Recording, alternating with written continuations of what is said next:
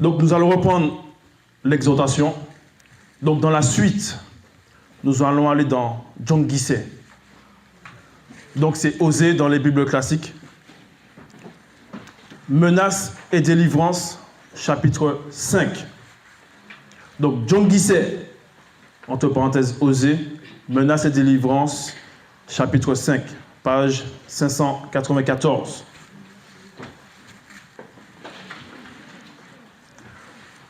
Donc voilà, nous sommes dans la réalité du visible, dans la réalité de la chute. Et nous voyons bien l'environnement. Il y a des choses qui pourrissent, il y a des choses qui sont éphémères, il y a des choses qui ne tiennent pas. John Guisset, chapitre 5. Quand tu étais jeune, virgule, avant de perdre ton innocence, Mouta t'a dit, entre parenthèses, l'entité t'aimait. Point. À qui on s'adresse ici? On s'adresse ici au peuple noir, aux non-initiés. Quand tu étais jeune, donc ça symbolise une période. Donc, il y a eu la naissance, il y a eu... Donc, on grandit, on devient un enfant, on devient jeune, on devient adulte, on vieillit. Donc là, le peuple, il était jeune. Avant de perdre ton innocence, Mouta t'a dit, entre parenthèses, l'entité t'aimait. Donc on voit bien que l'entité, avec un E majuscule, donc c'est l'entité qui guide, qui intronise également. L'entité avec un E majuscule, dans les Bibles classiques, on ne le mentionne pas comme tel dans Bible. Donc Bible, Kalatam Ballet, c'est un livre d'histoire, de géographie. C'est un livre qui révèle la véritable histoire de l'homme noir. Donc John Guisset, chapitre 5, nous allons un peu donner un aperçu de l'histoire de l'homme noir. D'où vient le peuple noir? Qu'est-ce qui s'est passé jusqu'à maintenant? Mais tu as perdu ton innocence, virgule, et tu t'es éloigné de la source naturelle. Donc à un moment dans l'histoire du peuple noir, il y a eu la perte de l'innocence. L'innocence, c'est quoi? Dans les définitions qu'on peut retrouver, c'est l'état de l'être qui n'est pas souillé par le mal. Donc à un moment dans l'histoire du peuple noir, il y a eu la souillure, il y a eu le péché, il y a eu la contamination, il y a eu des formes de choses qui a fait que le peuple a chuté. Malgré les recommandations, malgré les lois du Verbe, malgré le guide, une partie du peuple s'est détournée. Et nous allons le voir dans la suite. Nous pouvons le constater en cette période. Comment les Noirs, en tout cas les non-initiés, sont traités dans le monde. Vous allez aux États-Unis, il y a eu ce qu'on appelle la ségrégation, il y a eu l'esclavage aux Antilles, dans beaucoup d'endroits dans le monde, dans les îles. Et l'homme noir est complexé. Il ne trouve pas sa place, en tout cas dans sa conscience. Il a l'impression qu'il n'a pas sa place dans le visible, dans le monde. Il va dans un pays, on le traite de singe, on lui dit « vas-y, rentre chez toi ». Il est chez lui, à Ouassé en Afrique, son propre frère veut le tuer. Il se dit « mais où est ma place ?» Tout ça, ce sont enchaînements de circonstances, enchaînements de contamination, et ça donne la complexité, ça donne la perte de l'innocence. Parce qu'au début, dans ta jeunesse, dans la jeunesse du peuple, on dit bien que Mouta t'a dit, l'entité entre avec un E majuscule, t'aimait. Mais tu as perdu ton innocence et tu t'es éloigné de la source naturelle. Quelle est cette source naturelle? Quelle est cette source? Verset 3. Et toi, virgule, reviens au verbe de Loba, virgule, garde la piété et la justice et espère toujours en Loba. Donc là, on dit et toi. Donc parmi le peuple, il y a des gens qui sont disposés, il y a des personnes qui sont disposées à connaître les lois du Verbe, à apprendre davantage sur la spiritualité, à apprendre davantage sur l'histoire de l'homme noir. Et là, on se retrouve en cette période, en cette époque, où on apprend à connaître la véritable histoire de l'homme noir, l'origine de l'homme noir.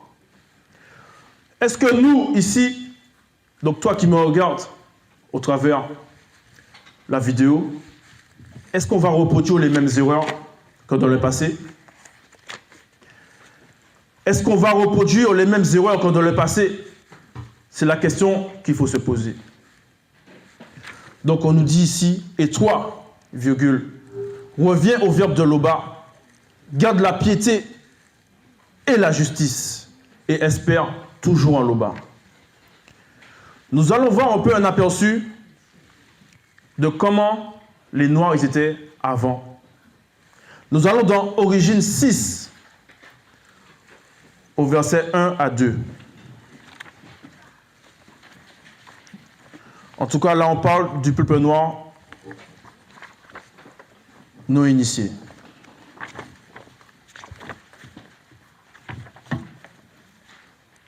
Donc, Origine, chapitre 6.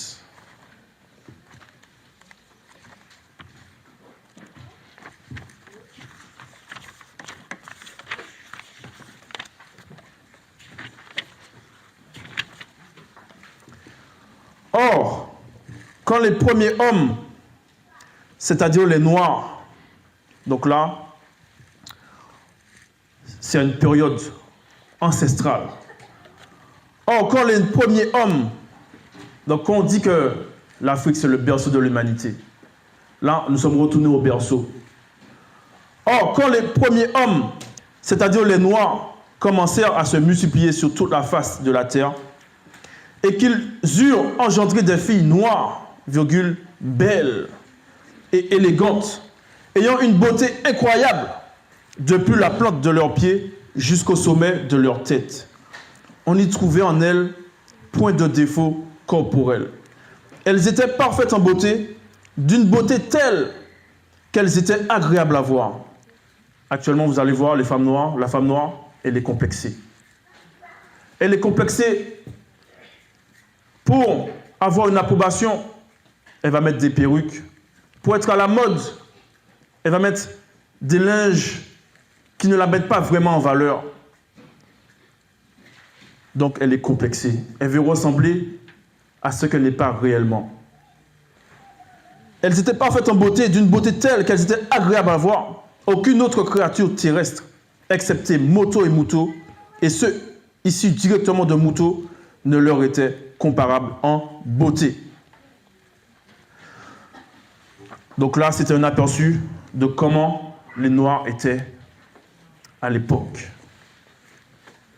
Donc quand on dit que l'Afrique, c'est le berceau de l'humanité, vous pouvez aller dans Bibel, Kalatam Ballet, dans Origine 6, et voir comment, dans ce berceau, l'homme noir était. Donc on poursuit dans John Guisset, chapitre 5. Et toi, reviens au verbe de Loba, garde la piété et la justice et espère toujours en Loba. Parce qu'il y a quelque chose, néanmoins, même si les générations sont passées, on se retrouve ici. Il y a quelque chose qu'on ne peut pas retirer à l'homme noir. C'est l'ADN spirituel. Donc vous avez bien vu, il y a eu l'esclavage, il y a eu le colonialisme, mais tout ça, c'est juste une petite partie, une infime partie de l'histoire de l'homme noir. Ce n'est pas ça l'histoire de l'homme noir. Il ne faut pas se référer à l'esclavage ou au colonialisme. Parce que ce n'est pas tous les pays noirs qui ont subi l'esclavage. Donc l'esclavage, le colonialisme, ce n'est pas ça notre référence. Ce n'est pas ça notre référence.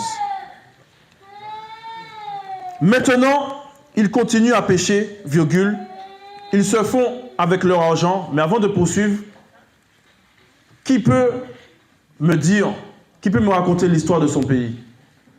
De comment le pays s'est construit, s'est développé?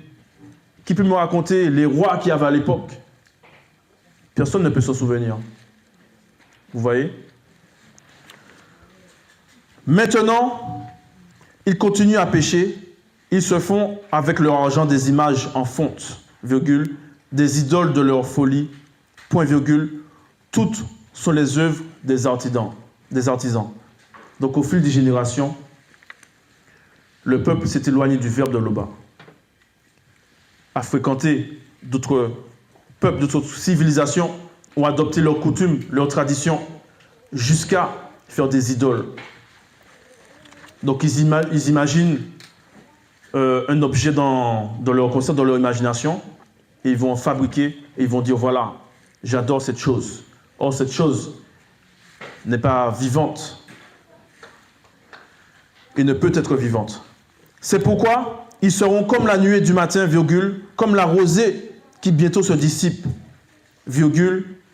Donc, c'est pourquoi ils seront comme la nuée du matin. Donc, le matin, on se lève de bonne humeur, on ouvre les rideaux, on aperçoit un peu de brouillard, on aperçoit la rosée, on aperçoit les plantes, elles sont couvertes de gouttelettes, voilà, la nuée, la rosée. Et plus tard dans la journée, voilà, la chaleur commence à se faire ressentir. Donc la rosée, la nuée laisse place à une autre température, un autre climat. Donc la nuée a disparu, s'est dissipée. Donc là, dans le verset 5, on nous dit que le peuple sera comme cette nuée. La preuve, qui peut me raconter l'histoire de son pays? Donc même, on voit bien que les générations, l'histoire même de nos pays, pourtant c'est récent, c'est comme si ça s'est dissipé. Parce que c'est quelque chose d'éphémère, c'est quelque chose qui ne peut pas durer. Là, la seule chose dont on se souvient, en tout cas, c'est la guerre mondiale. Or, on sait que la guerre n'a même pas été mondiale. Ce n'est pas tous les pays du monde qui ont été touchés. On nous parle de la guerre mondiale, on nous parle toujours de l'esclavage, de la colonisation. Or, il y a des choses qui se sont passées bien avant. On nous parle de l'Égypte, on nous montre des pyramides. Alors que ces pyramides, c'est des pyramides de petite taille.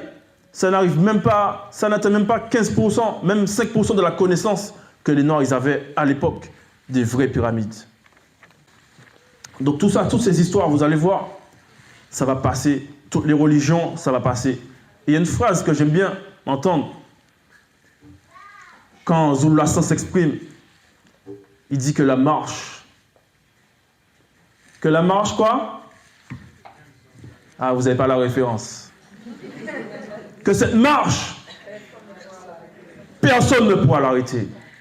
Donc on le redit avec conviction. Cette marche, et ça ne peut être autrement. Verset 6. Ils se sont rassasiés dans leur pâturage. Donc ils ont construit des pyramides. Ils ont construit des monuments, des choses. Ils se sont dit, ah, on a quand même fait des choses. Hein. Boum. 50 ans plus tard, 60 ans plus tard, guerre, catastrophe, cyclone, etc., tempête, il n'y a plus rien. Les générations d'après, mais qu'est-ce qui s'est passé? C'est papy qui avait fait ça? Oh, moi je n'y crois pas. Mais non, tu racontes quoi? En fait, personne ne connaît l'histoire. Qu'est-ce qui s'est passé? Ils se sont rassasiés dans leur pâturage. Ils n'ont pas pensé aux générations futures. Ils se sont rassasiés et la conscience de leur cœur s'est enflée. C'est pourquoi ils ont oublié la loi du verbe de Loba. Je vais vous raconter une petite anecdote. Donc on était au Cameroun, je ne me rappelle plus c'est quel quartier, mais j'étais avec le Mouledi, avec Zulasan. Et il me disait, bon, Jaco, regarde. Donc je regarde la scène comme ça. Donc les gens, ils passaient devant comme ça, ils faisaient leur vie. Et il me dit, regarde, les gens ils disent même pas bonjour. Donc les gens ils passent, ils vivent leur vie, la vie d'aloca, ils font leur petite existence, ils se passent les uns devant les autres, même pas un petit bonjour. En fait, il m'expliquait que c'est la spiritualité. Les gens, le verbe est là, mais les gens, ils passent. Ils ne font pas attention. Ils ne font pas attention. Donc le peuple a oublié la loi du verbe. C'est pour ça que j'ai posé la question au début. Est-ce qu'on va répéter la même chose que ceux qui sont passés avant nous? Non. Il faut qu'on arrête. Il faut qu'on se réveille. Peuple noir, réveille-toi.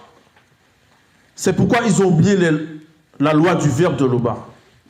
Moudima Beko qui s'est dit sera pour eux comme un lion et les épira sur la route. Certains vont dire, mais Moudima Beko s'est dit, il est méchant. Ah, c'est à cause de lui qu'on est dans cet état? Non. La preuve. On va prendre un exemple d'un père, d'une mère avec son enfant. Son enfant fait des bêtises à l'école. Le professeur lui donne 5 heures de consigne, où il donne une punition à écrire 100 mots. L'enfant rentre à la maison, le parent, allez, on le tape avec la ceinture, bâton. Les gens vont se dire, mais le parent, il est méchant. Non, c'est ce qu'on appelle la correction. C'est ce qu'on appelle la correction. Et ce n'est pas méchant. Moudima Beko qui s'est dit, les attaquera spirituellement, virgule, comme une lionne à qui l'on a enlevé ses petits. Le sentiment qu'une lionne a quand on enlève ses petits. Non. C'est pour ça que les gens, quand ils vont dire, oui, les Africains, ils ont vendu les Antillais, mais ça n'a même pas de sens. Le sentiment qu'une mère, qu'un père a, qu'on voit son... Non, ça c'est des choses qui révoltent. Ça, ce sont des choses qui... Donc, on revient, pour ne pas s'égarer, pour ne pas aller dans d'autres sentiments. Moudima Beko qui s'est dit, les attaquera spirituellement, comme une lionne à qui l'on a enlevé ses petits, et déchirera spirituellement l'enveloppe de leur cœur. Donc le cœur, c'est un organe, on va dire c'est un muscle. Et il y a quelque chose qui enveloppe le cœur. Et Moudima Beko qui s'est dit, déchirera spirituellement l'enveloppe de leur cœur. Pourquoi il ne déchire pas directement le cœur, spirituellement? Pourquoi l'enveloppe? Ça, c'est une question qu'il faudra poser en commentaire ou tout à l'heure. Ce qui cause ta ruine non initié, c'est que tu as été contre le verbe de Loba, contre celui qui pouvait te secourir. C'est ça qui cause ta ruine. Actuellement, toi, le noir qui m'écoute. C'est bien de se plaindre, de dire oui, le président, il ne fait rien pour nous. Le maire, il ne fait rien pour nous. Mais déjà, toi, à ton niveau, qu'est-ce que tu fais pour ton pays? Sois patriote. Comment être patriote? Reviens aux lois du verbe de Loba. Écoute Zululassan sur la chaîne. Commande Bibel, commande Kalatambale. Ce sera déjà une grande avancée pour toi-même, pour ta ville, pour ton quartier.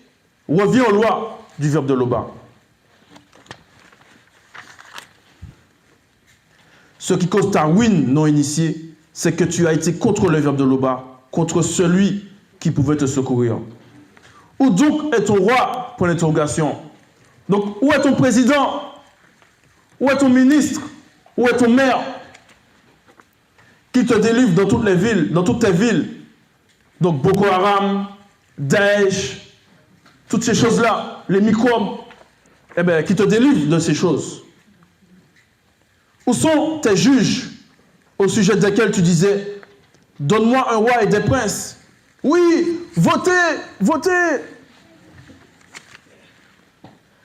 Le non-initié sera puni par Moudima Beko qui s'est dit, parce qu'il s'est révolté contre le verbe de Loba. Donc, si on voit la situation actuelle dans le peuple noir, c'est parce qu'il y a eu la révolte contre le verbe de Loba. Et ce qu'on vit actuellement, ce sont les répercussions de nos anciens. Donc nous, la nouvelle génération, on nous dit bien dans le verset 3, « Et toi, reviens au verbe de Loba, garde la piété et la justice, et espère toujours en Loba. » C'était le message.